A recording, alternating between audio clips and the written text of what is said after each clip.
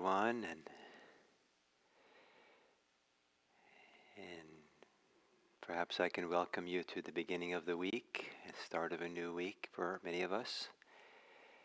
And it's nice to start it here. So one of the sometimes it's said that one of the first lessons that are useful to learn if you start meditating is the importance of patience. And sooner or later, meditators learn patience, learn a variety of different ways by which to not give in to forces of stress or judgment or frustration or discouragement or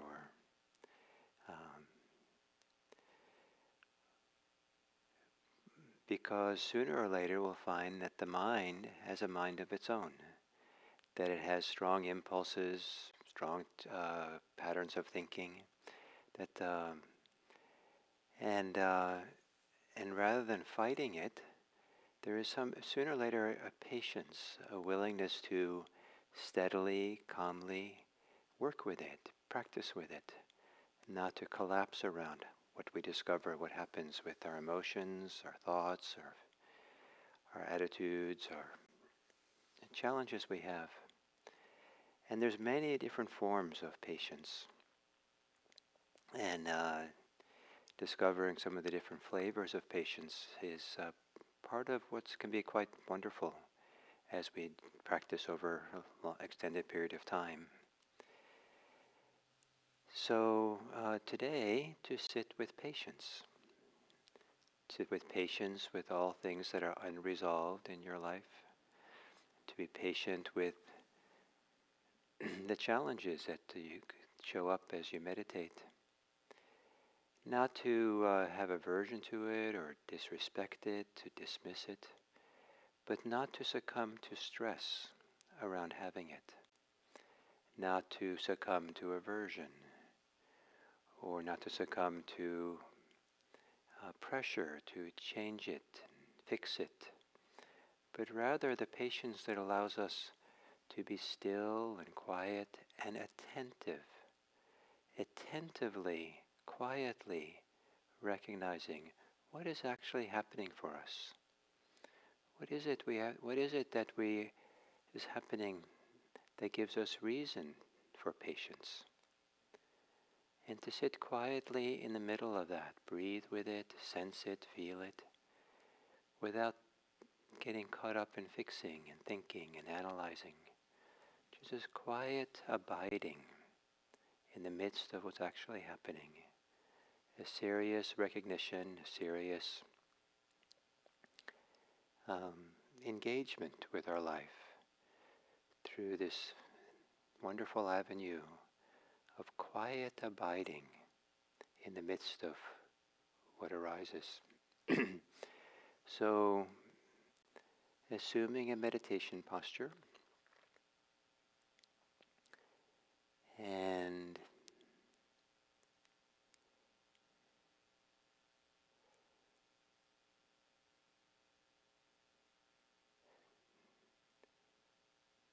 perhaps relaxing your gaze, maybe letting your eyes gaze downward in relaxed, soft. And if it's comfortable to close your eyes, you could close gently.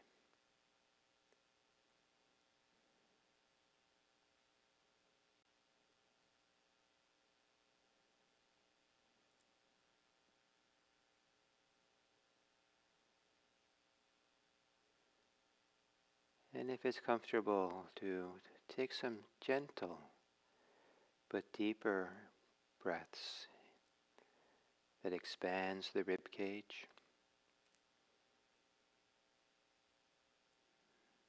maybe deep enough that it lifts the shoulders a bit.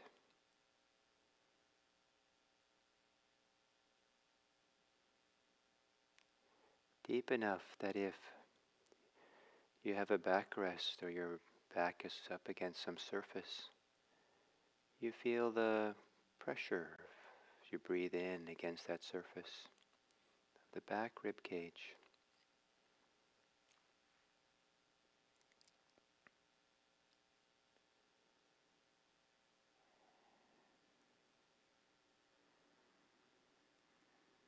And then letting your breathing return to normal. On the exhale,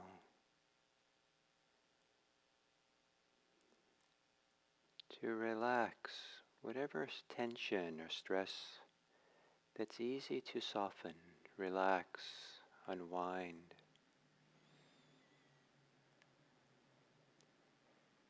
A kind of releasing throughout the body as you exhale.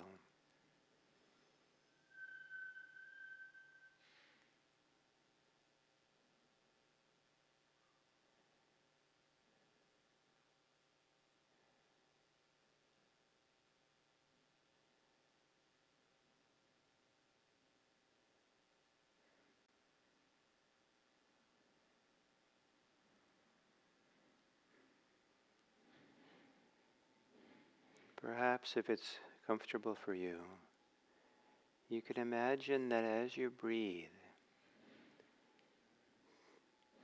that the breathing, the energy of breathing, the sensations of breathing, move through the whole body.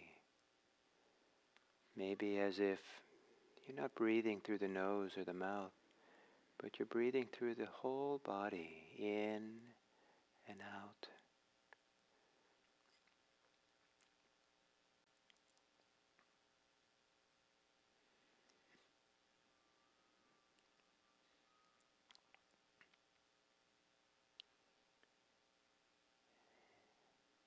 And as you exhale,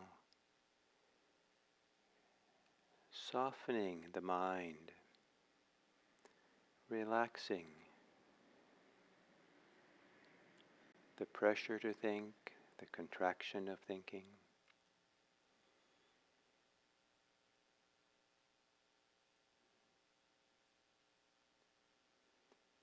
If you think in words, slowing the words down in the mind.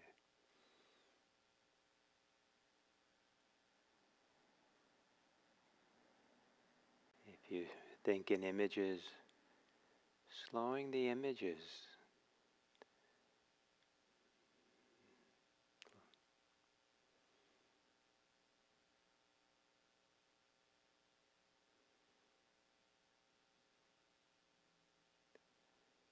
And if there's a lot of feelings, emotions, maybe there's some place like the heart, or maybe the hands, the belly, that you can relax a bit, soften.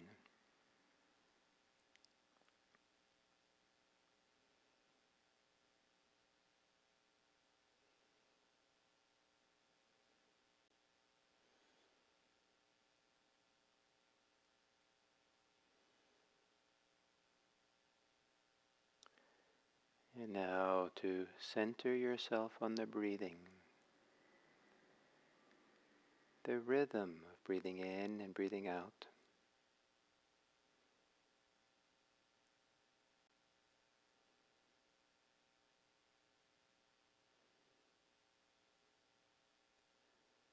And perhaps the ongoing rhythm of breathing, staying close to it, will help you to be patient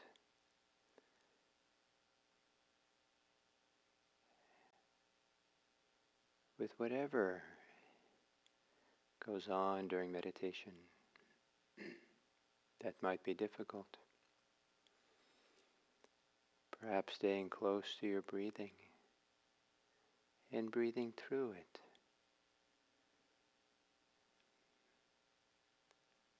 Or staying centered and grounded with breathing.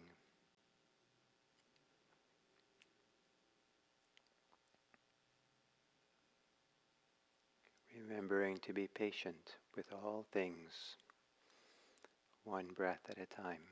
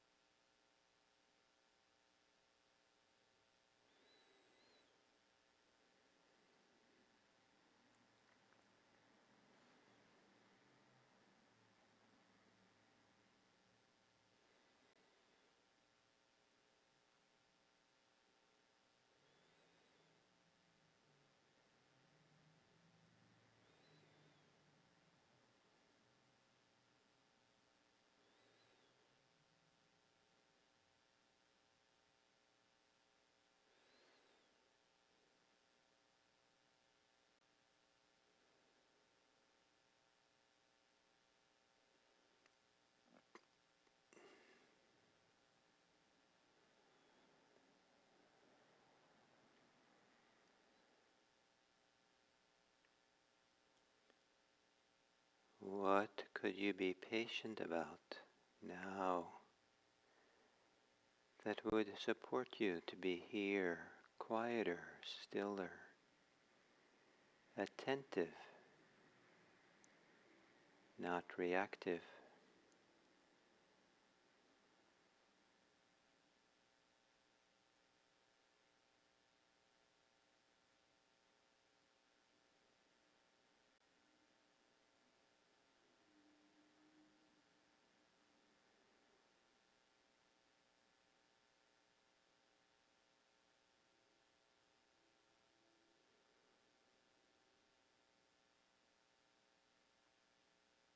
And perhaps the gentle rhythm of breathing can support you to be patient.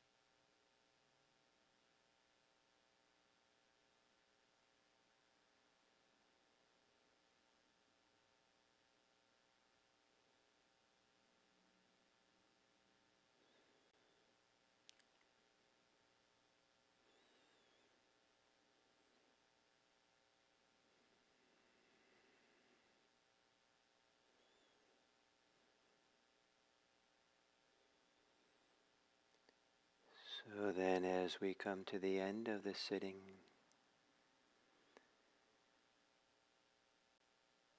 perhaps we can dedicate some of the benefit from sitting and meditating, the known benefits and the unknown benefits, dedicated for the welfare of the world, for the benefit of others. Perhaps if we're more patient from meditating,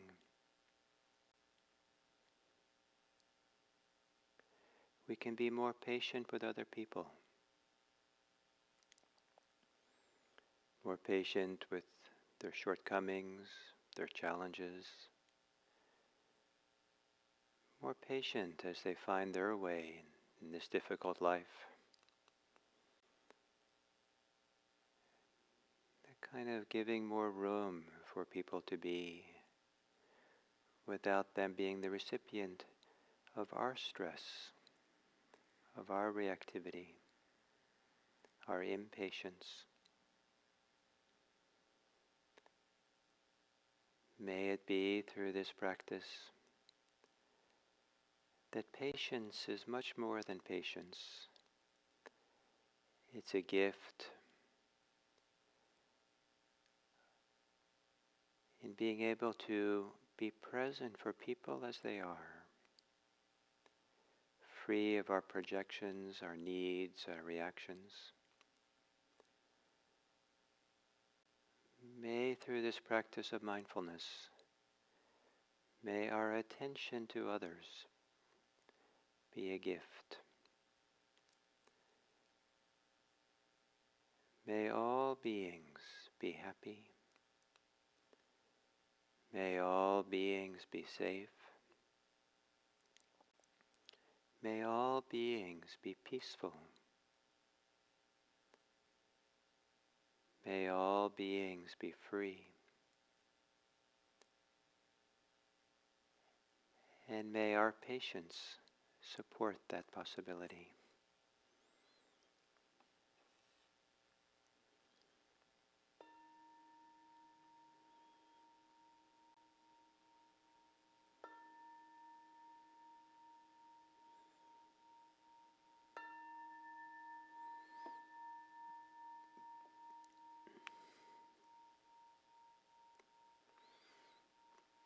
Thank you.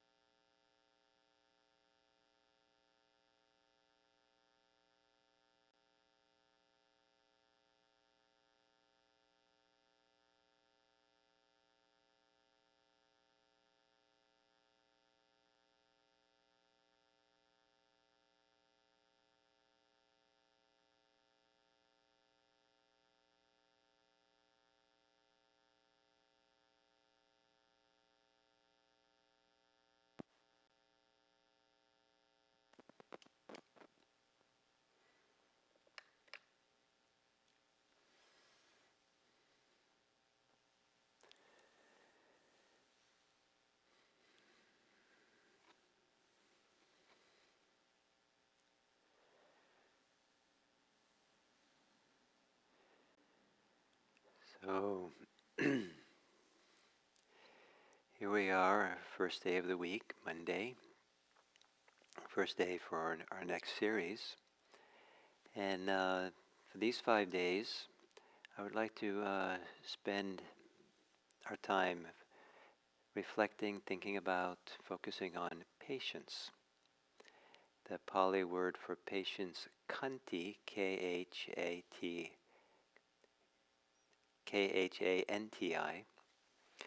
um, kshanti in Sanskrit.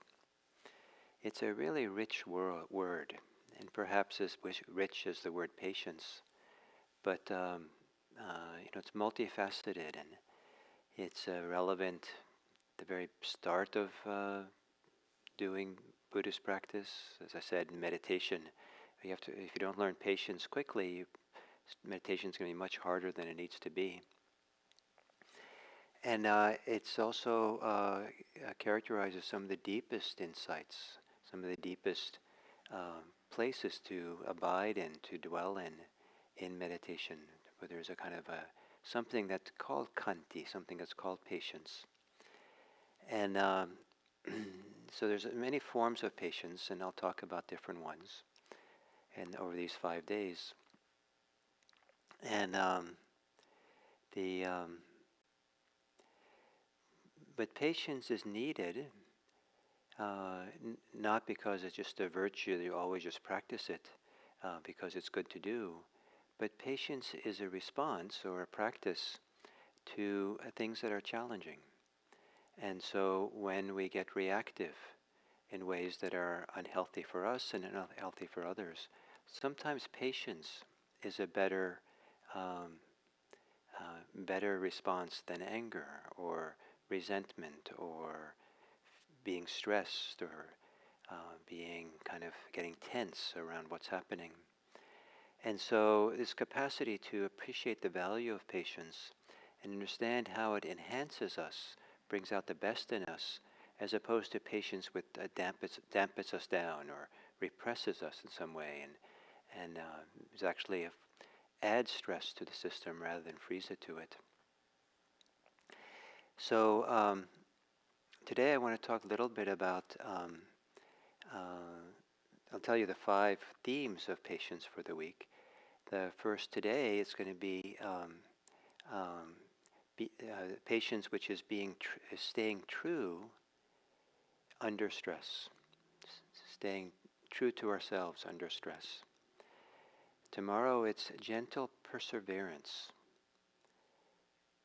under difficulties, under challenges. Wednesday will be patience under insult, the things that happen in our life, how people treat us, to be patient with the insults. And so what does that mean? And then Thursday will be forgiveness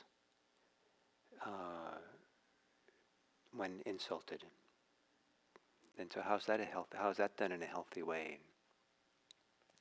And then Friday is the kind of the deepest form of patience, and the word kanti is used for this, and whether patience is the right word in English or not. But this has to do with a certain very deep patience with some of the deepest truths that we can touch into through Buddhist practice. Some of the deepest realization and insights that are, it sounds wonderful to have insights, deep realizations, but some of them are challenging to have. And so to develop patience around these things which are phenomenally true, but it's challenging to do. So for example, we can realize at some point, have insight and realization at some point of the possibility of not clinging to anything. But then we end up clinging a lot. So how do we, and it can be frightening, this idea that to let go of, to really not cling. And so to be patient, to be accepting, to be some kind of healthy tolerance for this truth that clinging is not worthwhile. So today the topic is being true under stress.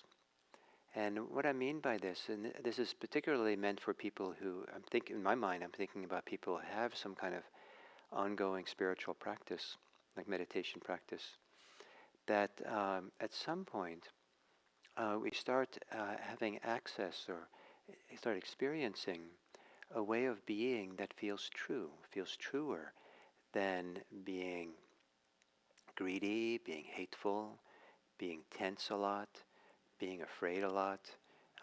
It's truer than kind of being lost in fantasy and spinning around in thoughts. And when the thoughts quiet down, when we feel more connected to ourselves, more settled on ourselves, when we're not ahead of ourselves, not behind ourselves, when we're not kind of carrying the weight of the world on our shoulders, then we can feel like, oh, now I'm more myself. I'm more alive, I'm more connected. There's something here which feels true and honest. And so to connect to this honesty, to this true way of being. So it could just be, maybe I'm talking a little bit in grand terms, it could be that something like meditation just helps us to be calmer a little bit. And then, and that feels right. The calm feels, a little bit calmer feels better than being agitated. And so there's a reference point, something that feels healthy and good and desirable, a way of being. And so to be patient is for people who have access to that, is to stay true to it in stressful situations. And there's a lot of, there's an infinite number of situations we might find ourselves in that are stressful. It could be the most mundane. It could be that we're late for the dentist. And so we feel we have to rush and be anxious and worry. But we know that when we rush and worry that way, that we actually lose touch with what's true about ourselves, something that's true or connected or real or valuable way of being. And so maybe, so to be patient is to not give in to that rush, not give in to the thoughts of worry that are spinning stories and stories, but to be patient with ourselves is to stay true to what we know is there. And what this means is that for people who don't have access to some way of being that feels like right way of being or better or satisfying way of being, then patience might seem like just a a I don't know, an obligation. It's like a work. Now I have to work at this too, being patient, and it's just kind of a drag because it's just like imposing a certain kind of virtue on top of us. But if we know something that's valuable, if we know a way of being that's healthy and good, then to be patient is not to give that up easily, and not to easily succumb to the temptation to be angry, the temptation to be worried, temptation to want things to be different, and the impulse, strong kind of movements of impatience that might be there. And so to let go of the impatience so that we can stay closer to what we feel is valuable and at ease. And and uh, and sometimes this idea of patience has less to do with a way of being patient as it is letting go of the impatience, whatever that is, the forces of impatience, so that we can be something that feels innate and healthy and good. Not to hold on to it, not to construct something, but to let go into something deeper that we have. So one of the exercises you might think of that goes along with what I'm saying today is when you meditate, and maybe you want to meditate a little extra this week, so you can do this exercise. It doesn't have to be long, a 10-minute meditation. And is to, when you finish your meditation, if you're a little calmer or more subtle than you were before, more connected, then get up from that meditation and stay very carefully attentive to when you begin losing that calm, losing that settledness. And when you do, stop in your tracks and maybe you can even close your eyes and check in with yourself and see what just happened here. And did anything happen here that was a symptom of impatience? And what would it, and maybe could I come back, since it just happened just a few moments ago that I started to get tense or hurried, can I settle back into this place of calm or subtleness, what I'm calling, and this is what I call being true under stress. So there might be good reasons to start hurrying and rushing and getting tense, but it's not necessarily the best thing to do, even if the reasons are there. The results of being stressed and doing these reactive things is we're less wise, we're less involved, more forgetful, more easy to make mistakes. And sometimes when we don't have to redo things because we stay calm and do them carefully the first time, it's actually more efficient. So try this exercise when you come out of meditation, maybe even today, and after this talk, is notice when you begin losing some settledness or calm. And then see, what would it be like to be patient? What would it be like to be true to yourself under stress? So, first type of patience, being true, staying true under stress. So I hope that as we go through these 5 different kinds of patience, that it's kind of a little journey for all of us into kind of a deeper and deeper dimension of these parts of our lives. So So thank you, and I look forward to being here tomorrow.